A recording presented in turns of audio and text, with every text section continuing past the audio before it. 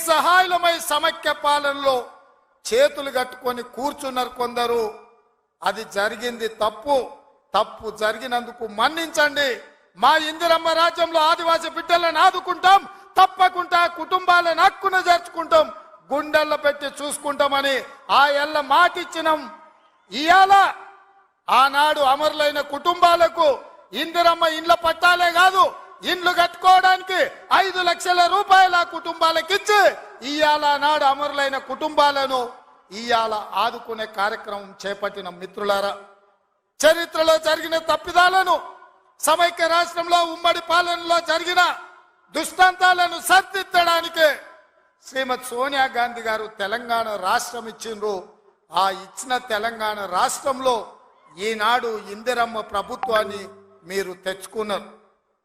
నేను అడుగుతున్నా ఈరోజు ఈ వేదిక మీద నుంచి కల్వకుంట్ల చంద్రశేఖరరావును సూటిగా, 10 సంవత్సరాలు తెలంగాణ రాష్ట్రంలో నీ ప్రభుత్వం ఉన్నది కదా, ఏనాడైనా ఈ ఆదిలాబాద్ గురించి, అడవి బిడ్డల గురించి, ఈ ఆదివాసీల గురించి, ఆనాడు ఇంద్రవల్లిలో నేల కొరిగిన ఈ అడవి బిడ్డల గురించి ఒక్కరోజైనా ఆలోచన చేసినవా?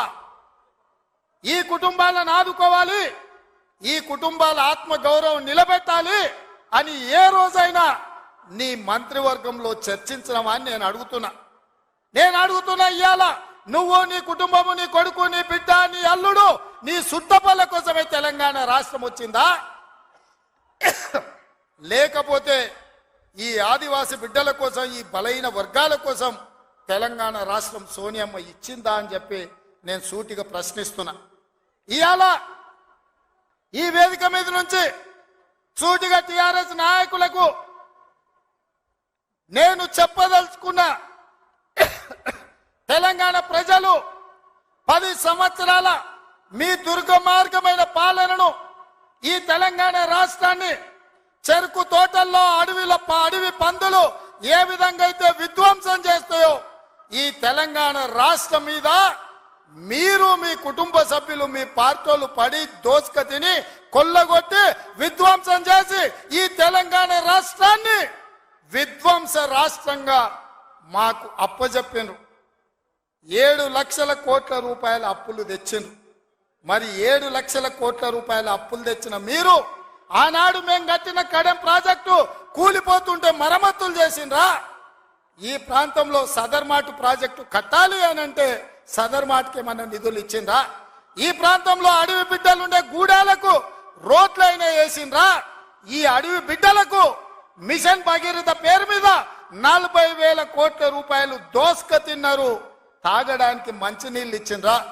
ఒకవేళ మీరు ఈ గూడాలకు మంచినీళ్ళు ఇచ్చుంటే ఇవాళ మా మిత్రుడు బట్టి విక్రమార్క గారు 60 కోట్ల రూపాయలతోని మళ్ళీ గూడాలకు తాగడానికి నీళ్లకు నిధులు ఇవ్వాల్సిన పరిస్థితి ఎందుకు వచ్చింది అని చెప్పి నేను ఆ సన్నాసిని నేను అడుగుతున్నా. నిజంగా నేను అభివృద్ధి చేస్తే నాగోబ గుడికి 7 కోట్ల రూపాయలతోటి ఈ రోజు మేము కార్యక్రమాలు తీసుకోవాల్సిన పరిస్థితి ఉంటుండేనా? ఇవాళ గూడాలకు, రోడ్లు లేని ప్రాంతాలకు 27-28 కోట్ల రూపాయలతోటి ఇవాళ రోడ్లు వేసే అవకాశం మాకు వస్తుండేనా? ఇవాళ ట్రైకార్ ద్వారా చదువుకునే పిల్లలకు తరగతి గదులు లేకపోతే 10 కోట్ల రూపాయలతోటి ఇవాళ తరగతి గదులు, ఆదివాసి బిడ్డలు చదువుకోవాలి, ఐఏఎస్లు, ఐపీఎస్లు కావాలి, ఈ రాష్ట్రాన్ని, దేశాన్ని ఏలాలి అని చెప్పి ఇవాళ 10 కోట్ల రూపాయలతోటి తరగతి గదులు మేము నిర్మించినాం తప్ప, నిర్మించడానికి నిధులు ఇచ్చినాం. ఒక్క రోజైనా ఈ బిడ్డల కోసం నువ్వు సమీక్ష చేసినావా అని నేను అడుగుతున్నా. ఎంతసేపు నీ బిడ్డలు, ఎంతసేపు నీ దోపిడి, ఎంతసేపు నీ ఫామ్ హౌసులు కట్టుకోవాలన్న ఆలోచన తప్ప, నీ కొడుకుకో బిడ్డకో ఉద్యోగాలు ఇవ్వాలి, పదవులు ఇవ్వాలి, ప్రజలు బండకేసి కొడితే మళ్ళీ శాసన మండలి సభ్యత్వం నీ బిడ్డకు, కవితకి ఇచ్చినవు తప్ప తెలంగాణ ఆడబిడ్డలకు, చదువుకున్న పిల్లలకు ఉద్యోగాలు ఇచ్చినవా అని నేను అడుగుతున్నా. నువ్వు ఉద్యోగాలు ఇవ్వక, 10 సంవత్సరాలు స్టాఫ్ నర్సులు నియమించక నువ్వు నిర్లక్ష్యం చేసిన కాబట్టే మొన్న మా దామోదర్ రాజ నరసింహ గారు వైద్య ఆరోగ్య శాఖ ద్వారా ఎల్బీ స్టేడియంలో 7,000 మంది ఆడబిడ్డలకు స్టాఫ్ నర్సు ఉద్యోగాలు మేమొచ్చి ఉద్యోగాలు ఇచ్చినాం. నీ బిడ్డను నిజామాబాద్ ఎంపీల బండకేసి కొడితే తండ్రిగా నీకు దుఃఖం పొంగుకొచ్చింది. నీ బిడ్డకెంబడే శాసన మండలిలో మళ్ళీ పదవి ఇచ్చినవు కానీ గా ఆడబిడ్డలకు స్టాఫ్ నర్సు ఉద్యోగాలు ఇచ్చినవా? గది నీ నీతి, నీ జాతి. మరి మేము 7,000 ఉద్యోగాలు స్టాఫ్ నర్సులు ఇచ్చినాం. ఇవాళ నీ అల్లుని నీ కొడుకుని మంత్రిని చేసుకున్నాం. కానిస్టేబుల్ ఉద్యోగాలు 15,000 ఉద్యోగాలు భర్తీ చేయక ఆకాశంలో వేలాడుతున్నట్టు త్రిశంకు స్వర్గంలో నిరుద్యోగ యువకులు ఉంటే కోర్టులో కేసు ఉంటే నువ్వేమైనా పరిష్కరించినావా అని నేను అడుగుతున్నా. అందుకే మేము వచ్చిన ఎంబడే హోంశాఖ నా దగ్గరనే ఉంది. డీజీపీని ఇతర అధికారులను పిలిచి సమీక్షించి వేలాది మంది నిరుద్యోగ యువకులు ఈ రోజు నిరుద్యోగులుగా అమీర్పేటలోనో లేకపోతే అశోక్ నగర్ చౌరస్తాల్లో, దిల్సు నగర్ చౌరస్తాల్లో ఇంటికెళ్ళి తల్లిదండ్రులకు మొహం చూయించుకోలేక నిస్సారంగా జీవితం గడుపుతున్నారు. వాళ్లకు ఉద్యోగాలు ఇవ్వాలని కోర్టుల్లో ఉన్న కేసులను ఇవాళ త్వరితగతిన పరిష్కరించాలని ప్రయత్నం చేసినాం. నువ్వు ఎంత అడ్డం పడ్డా, నువ్వు ఎంత గగ్గోలు పెట్టినా, బిల్లా రంగాలు మమ్మల్ని ఎన్ని శాపనార్థాలు పెట్టినా 15 రోజుల్లో 15,000 కానిస్టేబుల్ పోస్టులు భర్తీ చేసే బాధ్యత,